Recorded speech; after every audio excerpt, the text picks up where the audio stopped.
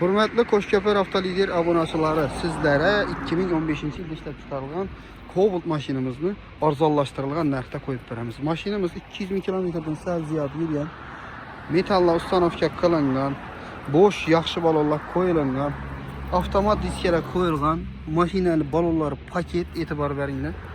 Kraskasına gələn olsaq, aşan tərəf, şofer tərəf krelda gördüm, iyi kapotlu muşunda gördüm. Yenə üzləriniz üçün ustalarınıza təşkil edirib alsanız da buladı.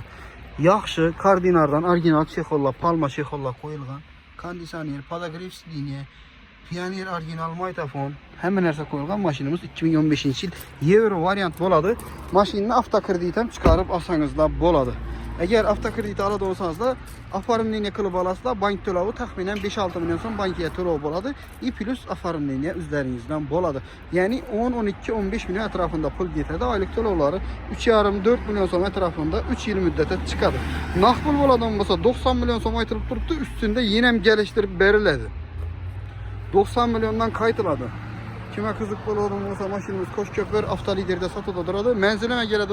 Mənzilə gələn olsa Koşköpür tümənində Koşköpür avtosağ Ürgençdən gəlişdə Koşköpür avtosağdanı Qılavun İzzaniyəsindən ötkəndən keyin işi 6 etajlı domlu doğrusuna boladı. Xiva, Gülləng, Şavat tərəfdən gələn olsanız da Kurudan ötkəndən keyin işi 6 etajlı zaniyanın doğrusunda, yəni birinci avtosalon boladı. Gələ Koşköpür Avtolider'də həmmələrinizi tutub qalamız. Maşinlərimizdən Viberlarımız köp.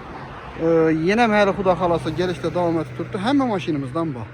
Həmmələrinizi kütəmiz getdi.